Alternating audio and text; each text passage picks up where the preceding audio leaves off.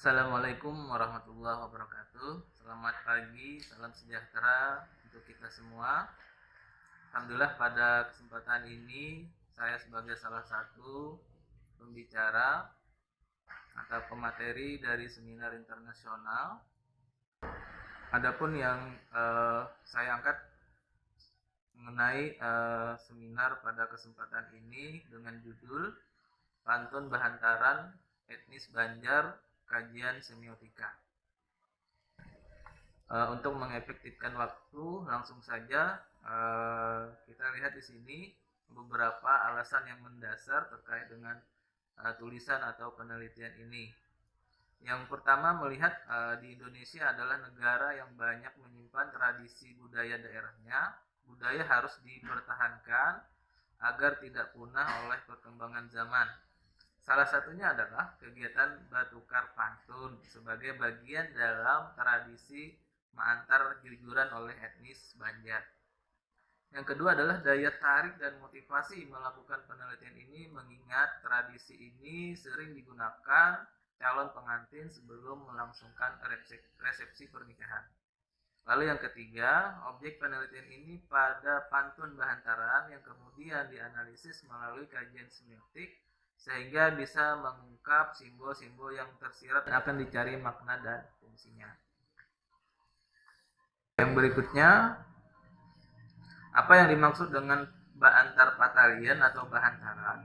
Nah, ini adalah merupakan suatu tradisi masyarakat Banjar yang di Kalimantan Selatan sebagai sebuah simbol penyikatan atau pertunangan.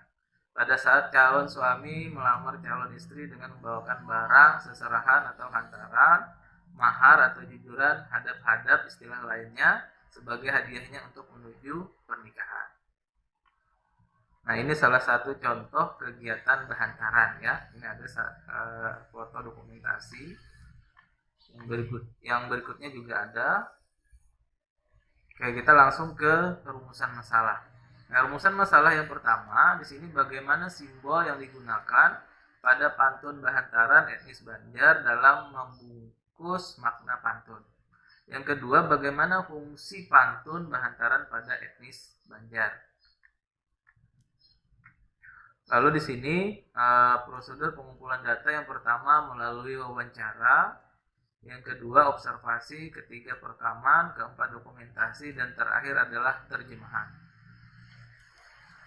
Lalu untuk teknik analisis data yang kita gunakan di sini, teknik deskriptif interpretatif yang bermakna bahwa melalui observasi manusia secara terperinci dan langsung dalam latar ilmiah. Teknik ini membahas permasalahan dengan uraian-uraian yang jelas berdasarkan kemampuan pemahaman peneliti untuk mengungkapkan maksud yang bersifat kesan, pendapat, dan pandangan yang terdapat dalam objek penelitian. Nah, kalau kita amati dari hasil penelitian di sini ada salah satu pantun ya. Tanam pisang di pinggir sumur, pisangnya pisang timbatu. Mudah-mudahan kedua mempelai panjang jodoh dan panjang umur sampai beranak, baminantu, bacucu. Nah, di sini dikatakan bahwa pantun ini memuat simbol pisang yang bermakna kesuburan, tumbuh berkembang, beranak pinak, dan selalu tumbuh dimanapun. Pisang juga menghasilkan suasana dingin. Demikian juga dengan rumah tangga, semoga seperti pisang yang dikaruniai banyak anak yang soleh dan solehah, dimanapun tidak terkendala mempunyai anak, karena anak adalah rezeki dari Allah. Semoga juga rumah tangga selalu dalam suasana dingin, tentram, dan damai. Jikapun ada permasalahan akan diselesaikan dengan tenang. Nah, di sini pisang juga mudah tumbuh, berkembang dimanapun secara geografisnya ya. Jadi harapannya semoga kedua mempelai dapat menyesuaikan diri dan bersosialisasi dengan lingkungan terhadap semua orang dimanapun berada. Nah, ini salah satu contoh pantun ya yang dianalisis berdasarkan makna semiotika. Lalu yang berikutnya ada contoh pantun juga. Pagar kaut pagar baduri, ditanami kabun sumangka. Bila pian baduani hendak kuat balaki begini, jangan wani lawan mintuha. Nah, ini pantun di sini berfungsi nasihat atau papadahan istilah bahasa Banjarnya. Nah, kepada kedua mempelai yang artinya jika kedua mempelai kelak ingin teguh atau kuat dalam bersuami istri dan membangun rumah tangga yang selamanya, maka janganlah kalian berdua berani atau melawan dengan orang tua dari pasangan masing-masing. Nah, dalam agama Islam, mertua sama saja dengan orang tua bagi kita. Jadi kita tidak boleh berani apalagi sampai berkelahi dengan mereka karena surga ada di dapat dari keridaan orang tua. Nah, ini salah satu contoh analisis ya. Nah, lalu dari hasil secara keseluruhan, nah kita tarik kesimpulan saja karena memang waktunya tidak memungkinkan dianalisis secara lebih terperinci. Nah, jadi jenis pantun yang digunakan di sini ada jenisnya, ada pantun papadahan atau nasihat, yang kedua ada pantun percintaan, yang ketiga ada pantun balulucuan atau jenaka, yang berikutnya keempat ada pantun sindiran, dan yang terakhir adalah pantun tatangguhan atau tebak-tebakan.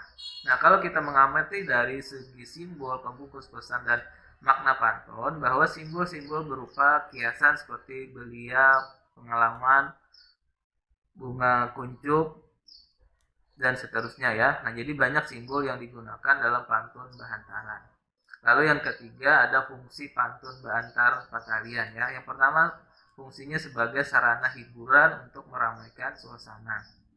Yang kedua ada sarana mengungkapkan rasa bahagia, jatuh cinta, rindu, dan sebagainya. Dan yang ketiga adalah sarana penyampaian amanat atau pepadahan. Nah, ini mungkin secara garis besar yang dapat kita simpulkan dari hasil penelitian ini. Saya kira itu saja yang dapat saya sampaikan. Terima kasih atas perhatiannya. Saya akhiri. Wassalamualaikum warahmatullahi wabarakatuh.